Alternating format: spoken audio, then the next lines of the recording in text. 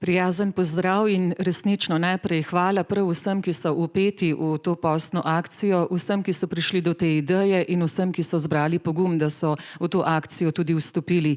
Postna akcija 40 dni brez alkohola se je letos začela 18. februarja, zaključuje pa se v soboto 4. aprila. Na današnjem dogodku bomo predstavili osebne izkušnje življenja z alkoholom in tudi poti, ki vodijo iz njega. Slišali, kako uspešna je bila, konkretna je letošnja akcija, kaj vse se je dogajalo v sklopu nje, kaj ostaja še odprto in pa seveda kakšni so ključni poudarki. Z glasbenim nastopom pa bomo še dodatno približali iskren boj za vrnitev v zdravo življenje, kot piše Korak k človeku, tudi z glasbo bomo pokazali, kakšen je korak nazaj v življenje. Pozdravljam pa najprej predstavnika organizatorjev te akcije in generalnega tajnika Slovenske Karitas, gospoda Petra Tomažiča. Dober dan, lep pozdrav. In prisrčen pozdrav tudi direktorici zavoda Vse bo v redu, ki je ena od sodelujočih organizacij v akciji, gospod Jaša Kolenc Filipčič. Ja, in lep pozdrav. Gospod Peter, zakaj potrebujemo to vrstne akcije in kako je bila konkretno letošnja akcija tudi sprejeta? Ja, tako akcijo potrebujemo predvsem zaradi tega, ker lahko vidimo, kaj alkohol v Sloveniji povzroča. Seveda so boljša in slabša obdobja, vendar vsaka nepazljivost pri tem pomeni širjenje stisk in trpljenja.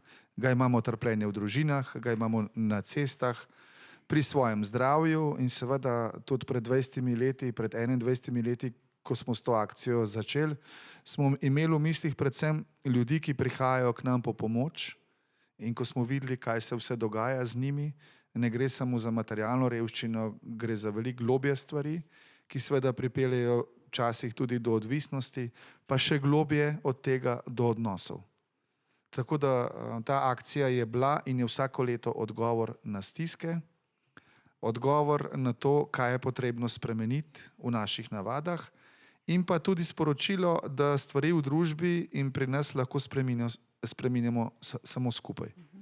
Vsi smo delovali na področju sociale posebej, na področju zdravstva posebej, na področju prometa posebej, mi smo pa želeli te stvari seveda povezati in mislim, da je v tej akciji to uspelo. 20 let, 21 let, to se pravi že po drugi polnoletnosti delamo skupaj. Letos je kar 18 organizacij sodelovalo, hvala tudi Triglavu in zavodu, za to, da smo že leta prijatelji v tej akciji in da skupaj z različnimi aktivnostmi delujemo. Letos pa je bil tudi zelo čudovit naslov, mislim, da boljš ne more biti, Korak k človeku, kar je bistvo našega življenja, vse ostalo vidimo, da je na koncu nepomembno, da so odnosi izjemno pomembni, ali pred tem, ko se zgodi, da nas pot pelje v zasvojenost, ali pri reševanju. Skratka, vedno se lahko spreminjamo in živimo samo ob človeku. No in ta naslov je letos najglobji, kar je možno in hkrati najširši. To se pravi z alternativami, ki jih imamo na razpolago, da namesto alkohola, namesto motilcev razno raznih izberemo človeka. Pristno srečanje s človekom in stik s človekom in seveda preko celega leta se akcija nadaljuje. Ni se končala zdajle, tudi za tiste, ki smo bili v tej akciji in ki smo v tej akciji, se nadaljuje s to držo, zmernosti, v nekaterih primerih tudi z abstinenco, če je nekdo ugotovil, da je seveda alkohola v življenju bistveno preveč. In pa tudi kot družba imamo zdaj dneve brez alkohola, od NIJZ-ja smo imeli dogodke v Planici, v jeseni imamo cel kup dogodkov ob teh kritičnih mesecih, ko se alkohol razbohoti. Vse skozi pa je pomembna osebna, skupnostna drža v organizacijah in v družbi, da držimo alkohol nazaj in seveda s tem tudi posledice in trpljenje. Še globje v vse to, kar ste omenjali, gospod Peter, bomo tudi stopili v nadaljevanju današnjega dogodka. Omenjena je bila tudi Planica in gospa Tjaša, vi ste z zavodom Vse bo v redu tudi sodelovali pri letošnjem dogodku v Planici. Kaj konkretneje se je tam dogajalo? Ja, res je. Najprej čestitke, res za teh 20 let. Mislim, da je to res ena izjemna pobuda, ki je prerasla v projekt in tudi v neko gibanje, bom rekla. In tudi zavod Vse bo v redu, ki je zavod za družbene odgovornosti Zavarovalnice Triglav, že skoraj desetletja tudi partner te akcije. In tudi v okviru tega, v tem času, vemo, da je naš največji slovenski praznik, športni praznik, to je Planica, kjer je Zavarovalnica Triglav že 60 let partner in zdelo se nam je smiselno, da povežemo te dve akciji, pripeljemo to naše gibanje v Planico, tako da mi tam skušamo z alkotesti osveščati o problemu alkohola in vožnje, tako da nudimo obiskovalcem, številnim obiskovalcem v Planici, da preizkusijo, v kakšnem stanju so, da jih opominjamo, da se ne sedajo za volan in na ta način skušamo še z eno aktivnostjo doprinesti k osveščenosti in zmanjševanju vožnje pod vplivom alkohola. In uspešni se radi odzovejo? Ja, mislim, v Planici že iz leta v leto opažamo, da je ta zavest o alkoholu vedno večja. Tudi težav, sam organizator je vedno manj težav z stanjem ljudi, ki pač zaužijajo preveliko količino alkohola. Nam najljubši dan je vsekakor četrtek, ko peljemo otroke v Planico in ko je to tudi dan brez alkohola. Tako da mogoče bo enkrat, bodo vsi dnevi brez alkohola, ampak mislim, da že to, da je ta en dan in vse te aktivnosti in tudi mislim, da taki projekti, kot se izvajajo, vse to doprinese v ta mozaik problematike. Gospod Tjaša Kolenc Filipčič, najlepša hvala in verjamemo, vaš naslov je izredno vabljiv in verjamemo, da se bo to slej ko prej tudi uresničilo. Vse bo v redu. Ja, hvala lepa. Hvala lepa, gospod Peter, ob sklepu, torej boste nadaljevali, ker je več kot vredno nadaljevati s tovrstno akcijo. Ja, vsak otrok, ki doživlja svoje otroštvo v družini, kjer vlada alkohol, je seveda nesprejemljiv in dokler ostaja en sam otrok, ki to doživlja, je to potrebno delati. Vsak svojc, ki je izgubil svojega najbližjega v prometni nesreči in je bil alkohol posredi, in pa tudi vsaka bolezen v končni fazi, veliko rakavih bolezni, nepotrebnih zaradi alkohola. Vse to vemo in lahko nekaj naredimo. No in mislim, da vsak na svoj način, vsak s svojim motivom lahko k tej akciji pristopi. In pa mogoče samo še stavek, bistvo je pa vedno tudi solidarnost s tistimi, ki kakorkoli trpijo zaradi alkohola. To je tudi naše dejanje, naše sporočilo javnosti, prijateljem, da pač alkohol vedno in nasploh ni potreben za življenje in da lahko živimo zdravo, mirno in polno tudi brez njega. Najlepša hvala tudi vam, gospod Peter Tomažič. Hvala. Hvala lepa. Hvala še enkrat obema, iskrene čestitke znova za vaše izredno in dragoceno opravljeno delo. Nadaljujemo pa srečanje z okroglo mizo, tudi z nekoliko širšo razpravo z dvema strokovnjakinjama. Iskrena hvala za sodelovanje, za to, da ste pristali. K sodelovanju pozdravljam pa doktorico Danijelo Fiket, doktorico medicine, specialistko psihiatrije, psihoterapevtko. Prosim, da se mi kar pridruži tule pred našim danes zbranim občinstvom, in pozdrav tudi doktorici Nataši Sorko, univerzitetni diplomirani socialni pedagoginji, družinski psihoterapevtki, strokovni vodji programa društva Žarek upanja. Lep pozdrav prav obema. Lep pozdrav. Dober dan. Po teh obeh bi lahko še veliko povedali. Vesta, kaj povedati in kakšni so poudarki, ko se soočamo z alkoholizmom in pa z alkoholom. Morda nekaj zelo takšnih izpostavljenih poudarkov. Doktorica Danijela Fiket, morda najprej z vami. Kakšen je vpliv socialnega okolja? Kakšni so sploh dejavniki in pa vzroki, da nekdo postane odvisen, zasvojen z alkoholom? Pri zasvojenosti vedno gre za en preplet dejavnikov. Najprej imamo biološko ranljivost, ki je posledica neke genetske predispozicije, pa tudi izkušenj, ki jih imamo od otroštva, pa tudi odraslosti, torej različne travme, zelo visoko stresno okolje, konflikti v odnosih. Vse to vpliva, ne, da se človek težje regulira, da težje najde neko občutek zadovoljstva, umirjenosti, povezanosti z svojimi bližnjimi, pa tudi na širše gledano. Uporaba nekih substanc je vedno nek poskus, da človek najde to neko svoje ravnovesje, da povrne ravnovesje. Tukaj ne gre za vprašanje discipline ali pa volje. Gre preprosto za to, da iščemo način, da se počutimo dobro. Na začetku substanca pomaga pri tem, je učinkovita, pa s časom se razvije toleranca, ni več istega učinka. Potem pa tudi ta sistem nagrajevanja se slabše odziva na substanco in počasi postane substanca ne nek izbira, ampak kar potreba, ker moramo jo kar uporabljati, da bi dosegli neko normalno stanje. Tako da v resnici, če gledamo na zasvojenost kot na eno motnjo regulacije, je posledično tudi način zdravljenja in način, kako preprečiti, gre v to smer, da krepimo vse te druge možnosti samoregulacije, ki jih imamo na razpolago. Pa nam lahko kar poveste, preprosto zato, ker je bistveno, da smo o preventivi močno izobraženi. To je verjetno eden od ključnih dejavnikov, da lahko nekoliko zmanjšamo ta kar velik problem naše družbe.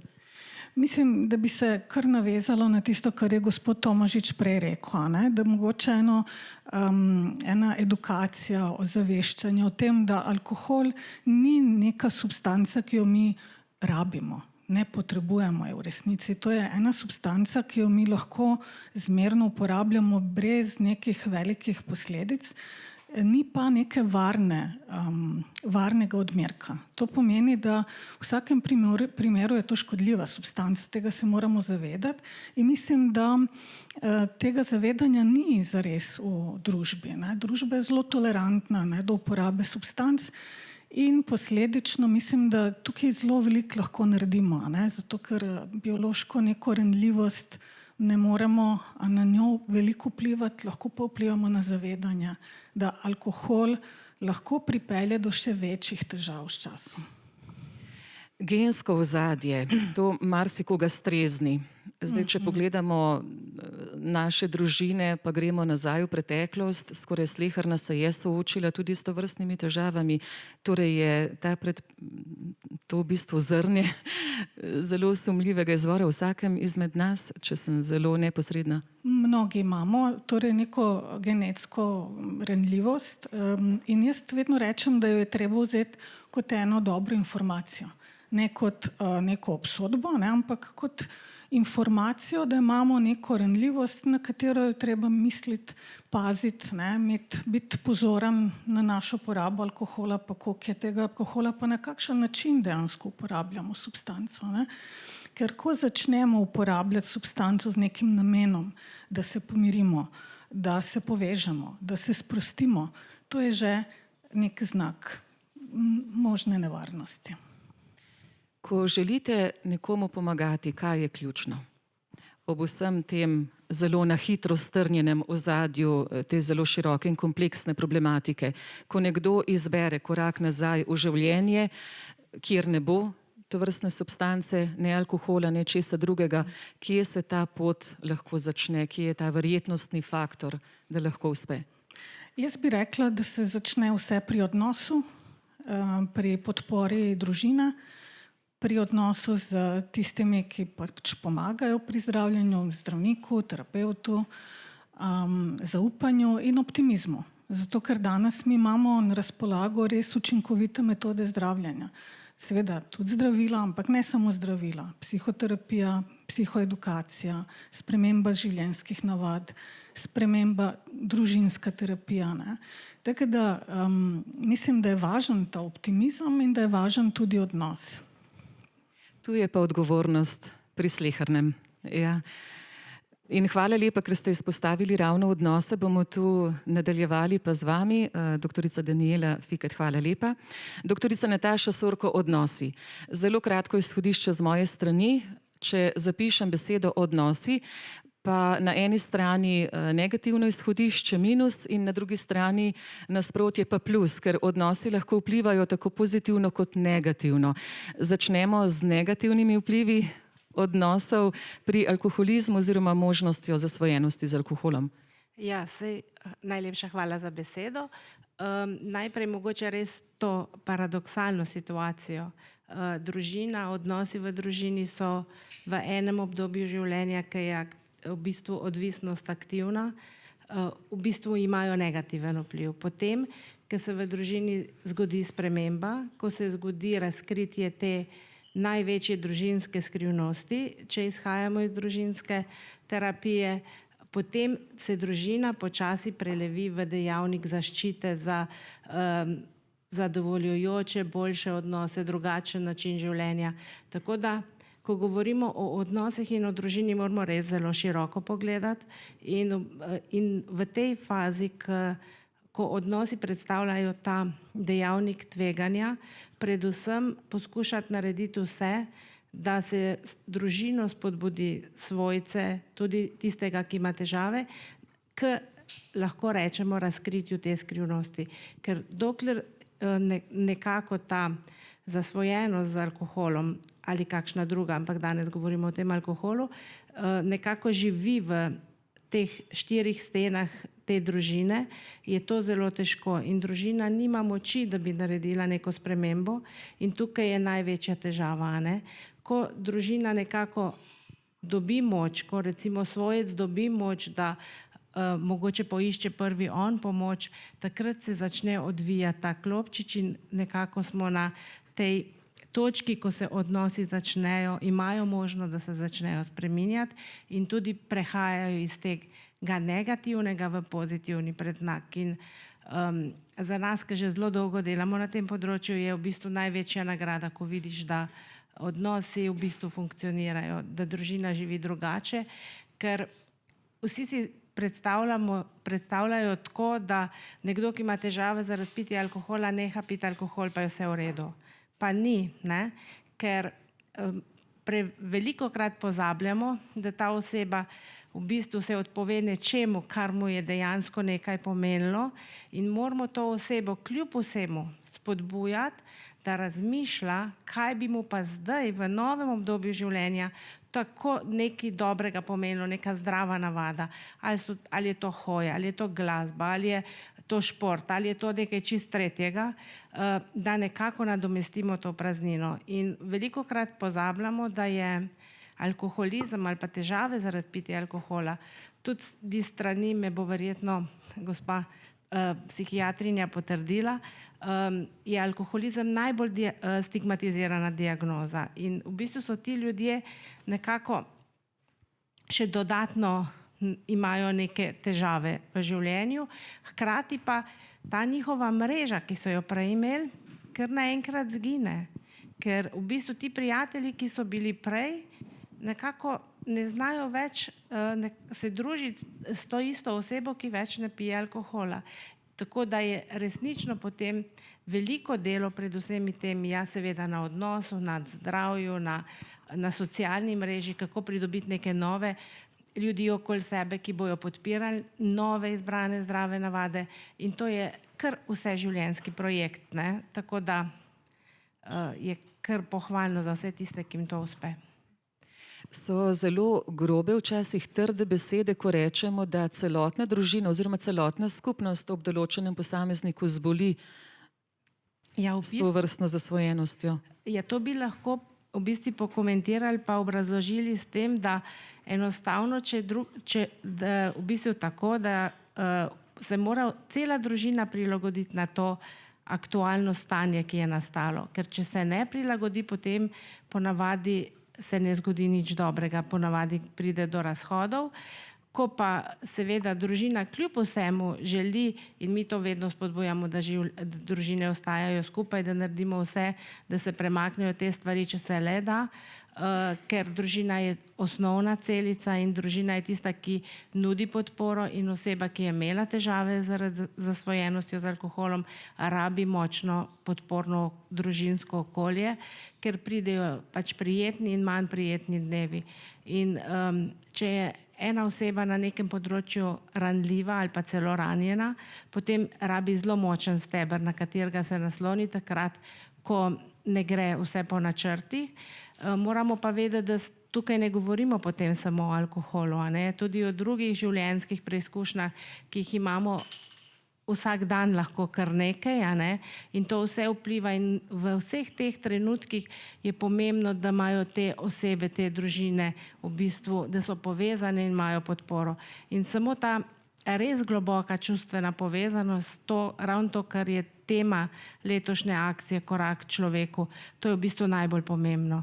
Ker če ima oseba nekoga, ki mu stoji ob strani, potem je vse mnogo lažje, kot če je sama, ne?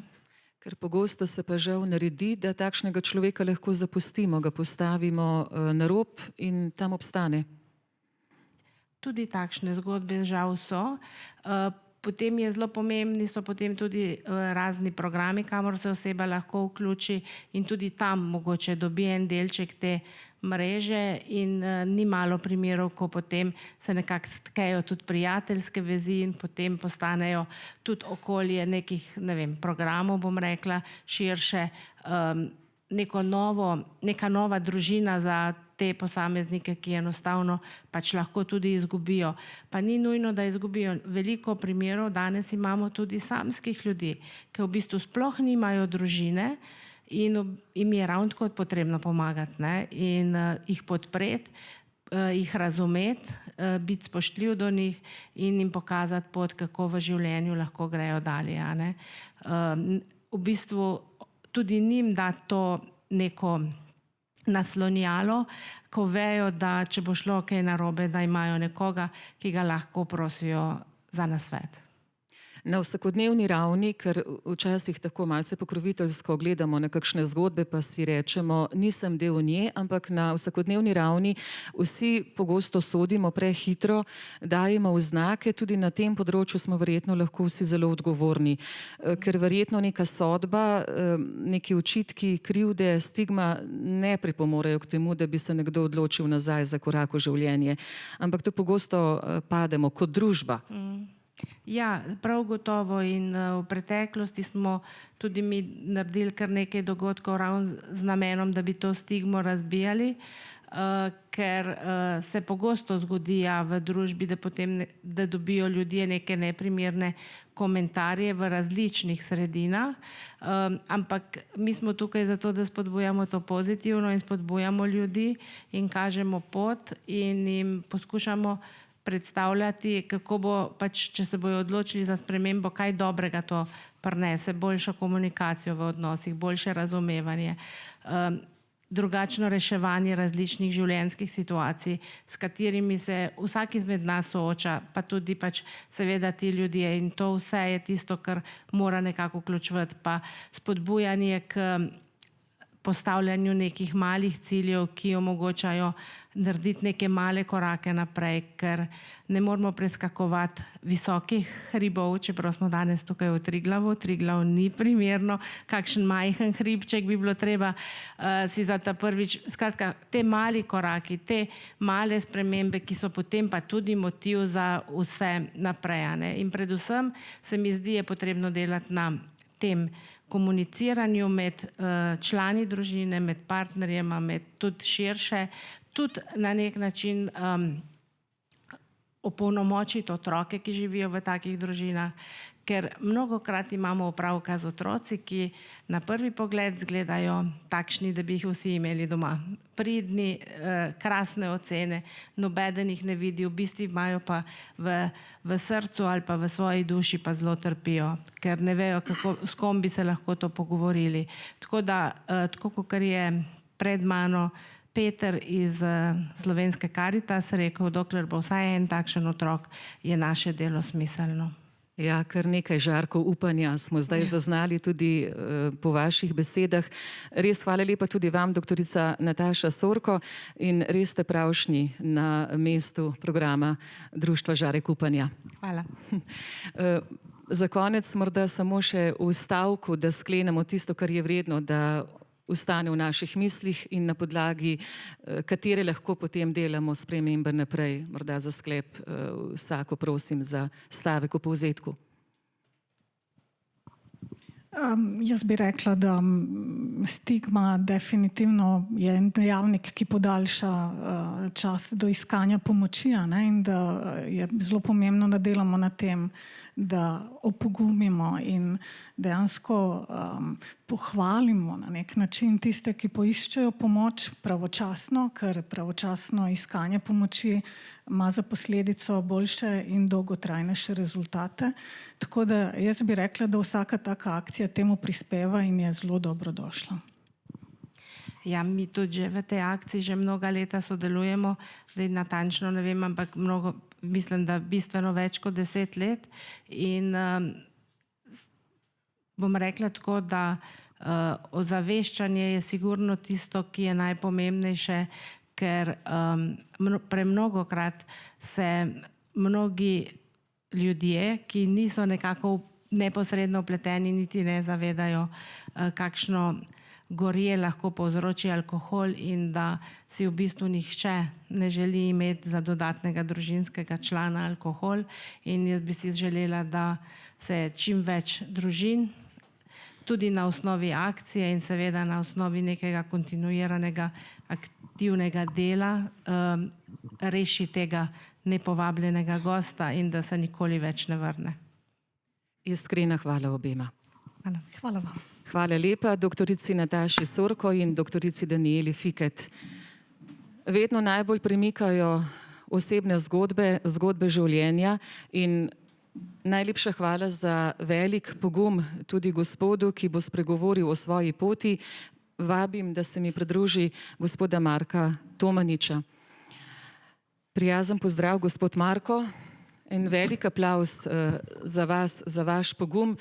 Izpostaviti se ni lahko, pokazati svoje obličje, odpreti svoje srce in dušo, povabiti nepoznane na svojo pot življenja. Gospod Marko, za vas lahko le rečem, da ste družinski oče, imate hči in pa sina, partnerko, ki vam je ves čas v uporo in vam stoji ob strani. Svojo zgodbo ste tudi zapisali v knjigi Pobeg iz senc odvisnosti. Vas smem vprašati, po prelomnem trenutku, kaj se je zgodilo, sodeč po besedah tudi strokovnjaki, in zdaj vidimo, kaj vse je v ozadju, da tu ne gre zgolj za neko mojo odločitev, bom morda preveč posegal v alkohol ali ne, mnogo stvari je v ozadju. Kaj se je zgodilo pri vas, da je prišlo do tega preloma in da ste rekli ne alkoholu? Ja, najprej hvala lepa za povabilo in za ta uvodni nagovor. Zdaj, veliko teh stvari je bilo že povedanih skozi vse te zgodbe, ki smo jih slišali od doktoric, od Petra in vseh ostalih. Tako kot je bilo tudi povedano v samem uvodu, ni to en sam korak za odločitev, ampak je to bil niz enih manjših odločitev do tistega ključnega trenutka. 13. februar 2013 je bil, takrat sem imel še svoje podjetje. Seveda zaradi alkohola pa vseh teh izzivov, ki so povezani z njim, sem ostal tudi brez vozniškega dovoljenja ravno na tisti dan pri sodniku za prekrške. Ta dan nekako se mi je sesuval. Šel sem se ga še napit in razmišljal o tem, da si vzamem življenje. Ko sem stopil iz gostilne ven, sem se vsedel v avto in sonce me je zaslepilo in takrat sem dal senčnik dol in tam je bila slika moje hčerke, 5-letne. In v tistem trenutku sem rekel, tega ne morem narediti. Odpeljal sem se domov, ne vem, kako sem prišel. Cela noč neprespana, bruhanje, hčerka mi je menjavala ta vedra z vodo, ono tretjo. Drugo jutro se zbudim, me je bolela glava, nemogoče, enostavno za delo kakršnokoli, nesposoben, prižgim televizor in takrat se odvrti tale reklama 40 dni brez alkohola. Sam sebi najprej govorim, Marko, kaj ti je potrebno takšno življenje? In rečem, kaj če bi probal? In tako se je začelo in dejansko vztrajam na tej poti še danes. 13 let 13 let je bilo letos. in naj bo tako do konca. Verjamem, da bo. Vem, da odločitev je bila sprejeta. Kako ste ji ostali zvesti? Kako ste zmogli ostati trdni na tej odločitvi? Ja, najprej seveda predvsem zato, ker sem imel podporo pri partnerki. Namreč zame je bilo rečeno iz strani mojega pokojnega očeta, pa še drugih, da sem edina oseba, ki nikoli ne bom pustil alkohola in da naj se kar navadi name ali pa me ne pusti. Ona je vztrajala in je takrat tudi mojemu očetu, ko je to javno povedal, rekla, da bom končal enkrat. In dejstvo je, da sem v vsem tem času, ko sem se jaz te majhne odločitve sprejemal in sam sebi govoril, da nekoč bo prišel ta dan in tudi drugim, so mi prihajale na pot razne knjige, razni filmi, razne stvari za osebno pomoč in tako mi je to bilo lažje nekako iti skozi to pot. Prebral sem tudi kakšno zgodbo od drugih, ki so imeli podobne izzive in to me je motiviralo vnaprej, da dejansko mi bo uspelo in da dejansko moram to narediti, ker življenje ima nek smisel, ko ga najdeš. Torej ste vzporedno na več področjih delali na sebi, osebnostna rast, verjetno tudi neka fizična aktivnost, da ste se zamotili z nečim drugim, ker čas kar ostane, konec koncev tudi časa je šlo veliko za ta odnos z alkoholom. Ja, v vmesnem času sem pač se spoznal z enim podjetjem iz Amerike, s katerimi sem začel sodelovati in dejstvo je bilo, da smo bili na enem dogodku v Portorožu, ki je bila ena konferenca in tam ni bilo prisotnosti alkohola, ker je podjetje vse častilo in takrat sem videl, da tudi podjetništvo se da peljati brez nekih praznovanj z alkoholom skozi. Seveda sem v vmesnem času tudi začel malce teči, tako da sem probal spet obuti tekaške copate in videti nek smisel nazaj v tem, kot prej, ko sem bil še otrok. Tako da ja, vedno sem našel potem neko zapolnitev za to, da se nisem vračal nazaj k alkoholu. Je pa res, tako kot so vsi že povedali, je pa tu zelo pomembna tudi družba, kajti žal v Sloveniji, pa predvsem na našem okolju, ker prihajam iz Halosskega območja, pa kjer smo imeli doma vinograd, je alkohol pač kot prirojena neka stvar. Marko, ker je tako kompleksno, kaj tudi pri svojih nastopih zdaj ob izidu knjige Pobeg iz senc odvisnosti bo verjetno teh povabil še več, ker osebne zgodbe so tiste, ki najbolj premikajo. Kaj bi rekli, je alkohol kljub vsemu še vedno preveč dosegljiv, preblizu rok, ta hitra rešitev, ko ne zmorem teh črnih misli? Kaj bi vi rekli? Vem, da je zelo kompleksno in ni enoznačnega odgovora, ker smo se ljudje tako različni. Zdaj, če pogledam za nazaj, definitivno alkohol je preprosto, prelahko dostopen do vseh. Vemo, da določene stvari, ki so zdrave, recimo, če bi danes pogledali, se ne smejo oglaševati, oziroma morajo biti nekim predpisom zagotovljene, medtem ko pa alkohol pa na vsaki polici ga najdemo, vsak otrok ima dostop do njega, seveda ga ne more kupiti, pa lahko reče kakemu polnoletnemu pa pride do njega. Potem, če pogledamo vsi dogodki, vsi poslovni dogodki, športni dogodki, povsod se pojavlja alkohol in to, predvsem pri športu, jaz pravim, je nesprejemljivo. Lahko prelistava še vašo knjigo. Kaj je v njej še zapisano, kar bi bilo po vašem zdaj dobro izpostaviti? Ostalo pa vabilo, da jo vzamemo v roke in si jo preberemo. Ja, v knjigi je pač opisan en del moje zgodbe, teh soočenj z preteklostjo, soočenj z sedanjostjo, izzivi, ki so mi jih na pot kot družba polagali. Žal družba ne sprejema tega, še posebej, če si moški, da ne popiješ kakšnega piva, kakšnega špricarja ali karkoli. In nekako sem želel skozi knjigo spodbuditi vse tiste, ki bi pa radi naredili, tako kot je tudi ta slogan Korak nazaj k človeku, da morda dobijo upanje v tem, da mi je meni dejansko ta korak uspel in da se nekako nisem več oziral na mnenje okolice, da sem bil označen za vse drugo kot za človeka ne, ampak da sem šel svojo pot naprej in za svojo vztrajnostjo in predvsem za vzgledom dokazal, da je možno marsikaj, če se mi za to odločimo. Kaj danes reče ljudje, ki so poznali Marka pred desetletjem in ki vas poznajo danes? Ja, večinoma reče, da to je nemogoče. Ne? Večinoma je tak odziv. Seveda je pa zanimiv tudi odziv, ne? Če imamo kakšna praznovanja, so zdaj zanimive stvari, da si, ker vejo, da pri nas alkohola ne dobijo, da si pač ljudje, ki pridejo na obisk, sami prinesejo s sabo. Prej, ko sem pil, so mi čokoladice nosili, zdaj pa nosijo buteljke. Dobesedno je postna akcija 40 dni brez alkohola vam rešila življenje.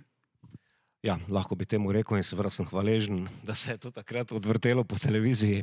Jaz srčno upam, da bo marsikomu tudi pomagala in seveda, da bodo ljudje začeli dojemati, da, tako kot je bilo že tudi povedano, alkohol ni samo izziv enega posameznika, ki ga ima, ampak širše družbe, ker namreč vsi mi smo med sabo povezani in vsi vemo, da če se zgodi tragedija v eni družini, je to povezano z marsikom, z marsikatero večjo količino ljudi oziroma družin.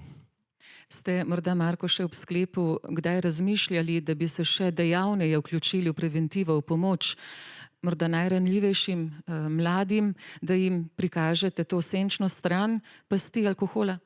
Vedno sem odprt za pogovor, za nasvet, za mnenje in kot sem že sam povedal, tudi z vzgledom največ pripomorem k temu, tudi če vidim, kje poskušam komu pač malce odpreti oči na tem področju in mu povedati svojo zgodbo in kam me je ta zgodba pripeljala oziroma kje bi danes lahko bil, če z to akcijo in z vsemi temi stvarmi dejansko sam ne bi odprl oči. Samo še poslednje vprašanje, ker ste pravšnji za odgovor. Komu verjeti, če ne vam, ki ste to pot prehodili? Pred seboj imam kozarec, ga spijem. Razmišljam še o naslednjem. Kaj mi lahko zaustavi? S čim nadomestim to željo po opitosti, ko se zdijo stiske manjše, trpljenje znosnejše? Kaj me lahko v tistem trenutku zaustavi, da se ne odločim za naslednjega? Ali morda, da sploh po prvem ne posežem? Mislim, da je kar najbolje, da že po prvem ne posežemo, ker vsi vemo, da lahko nas ta okus poveč takoj premami. Tako da, če je le možno, naj bo prvi korak, da alkohol damo na stran, pa vzamemo kakšno brezalkoholno pijačo. Dejstvo je namreč, da alkohol ne reši nobenega problema. Vse probleme, ki sem jih jaz imel, je dejansko povečeval in poglobljeval. Marko Tomanič, najlepša hvala za pogum, za vašo osebno zgodbo, za pričevanje, ki zelo, zelo nagovarja. Naj bo sončno, srečno, uspešno, plodovito, zdravo, nealkoholizirano vaše življenje. To dodajem zgolj zato, glede na vsebino dogodka, kjer smo. Čestitke, v velik ponos in zgled ste nam. Hvala lepa.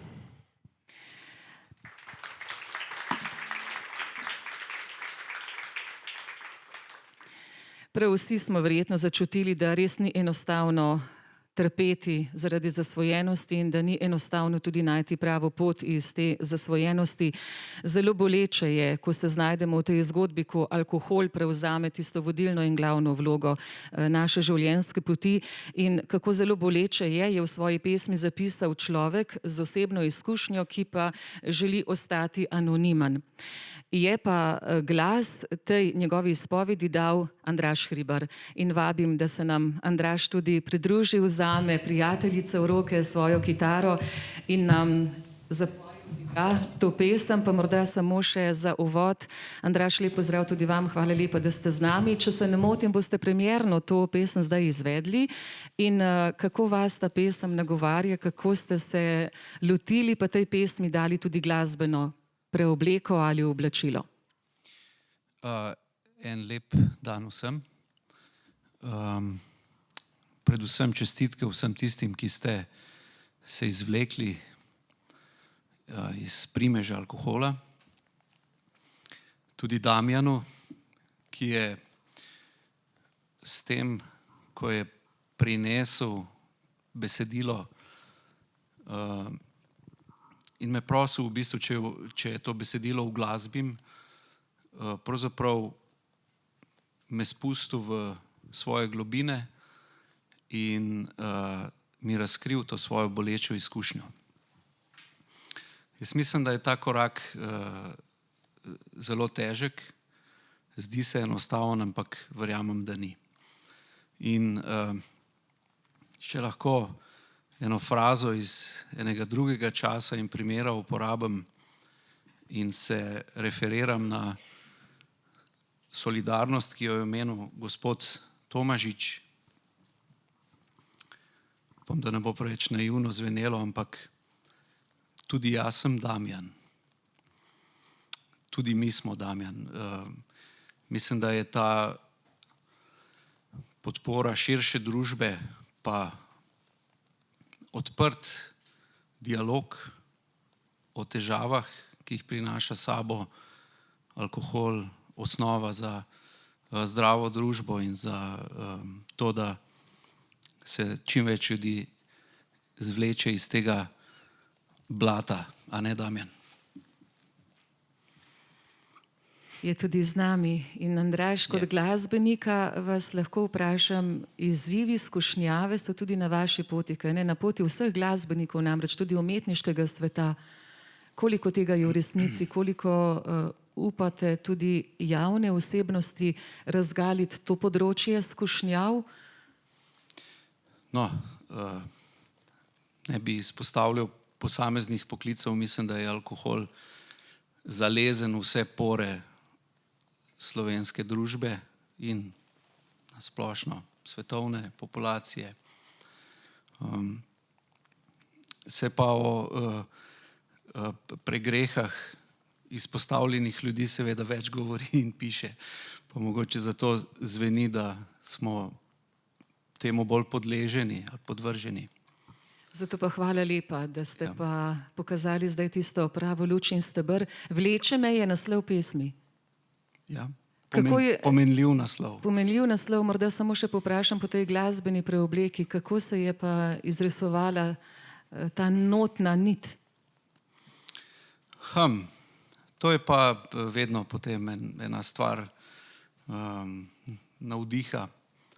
Besedilo pač premakne, sploh to besedilo premakne nekaj v človeku in tudi v meni je premaknilo in ta čustva se potem pri nas, glasbenikih, seveda prelijejo. Imaš občutek na nek naraven način v note, v muziko. Andraž Hribar, hvala lepa. V pesmi Vleče me.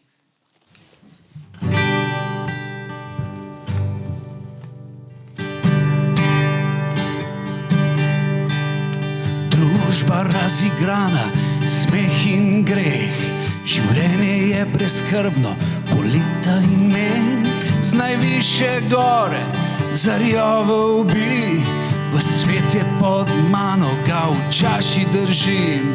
Ta super občutek, ta omamni svet, ga srkam poslanci, ga hočem še več. Vleče me, vleče me, vleče me. Kdo rabi prijatelje, ona vedno je tu. Je bistvo življenja, moj mir in nemir. Le kdo me razume, najraje sem sam. Me svet več ne mika, sem z njo zaslepljen. Ta čuden občutek, nerealni svet, zajemam ga žlico, ga hočem preveč. Spusti me, spusti me, spusti me.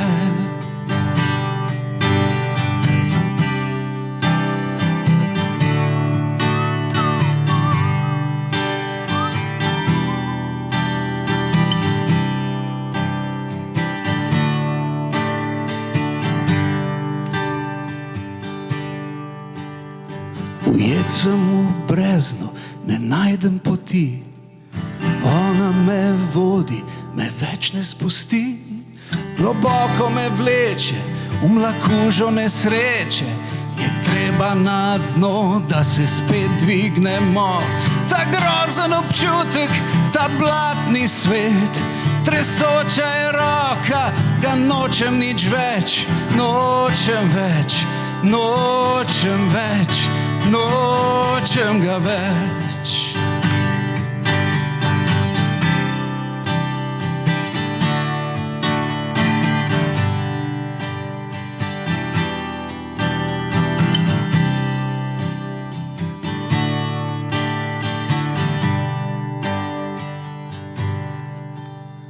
Drugačno je jutro, spet lep je dan, življenje je ponovno dobilo sijaj, spet vidim bodočnost, iskrene ljudi, energija je prava, zato se živi.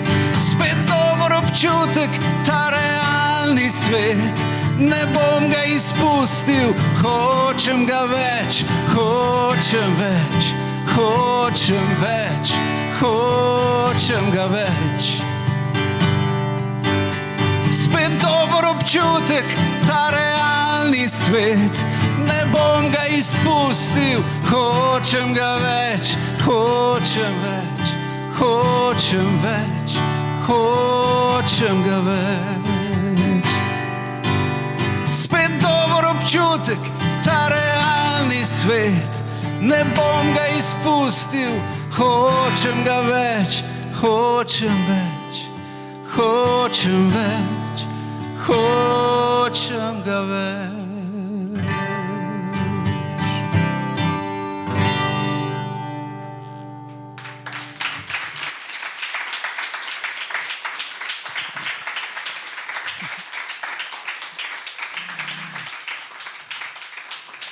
Andraž Hribar, najlepša hvala. Začelo se je s solzami v očeh, končalo pa v nasmehu. Ravno to me je najbolj fasciniralo, da je v bistvu Damjan kljub hudi izkušnji pravzaprav znal v besedilu poiskati izhod iz teh težav in najti vse spet to srečo. Najlepša hvala.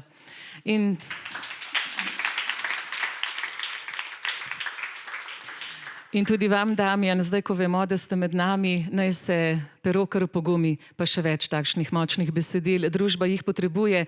Res najlepša hvala vsem za prisotnost, tudi gostom, gostjam, ki so vam na voljo za vprašanja, za komentarje, da se podružimo, ostanemo skupaj, si še kaj izmenjamo. Tudi Marko vam je na voljo, z veseljem bo podpisal tudi svojo knjigo, da nas bo ta opominjala, nas opozarjala, da bi se vedno znova odločali za življenje, za te korake bližji k sočloveku. Najlepša hvala in kot je bilo rečeno, želimo si več življenja v treznosti. Hvala in lep dan še naprej.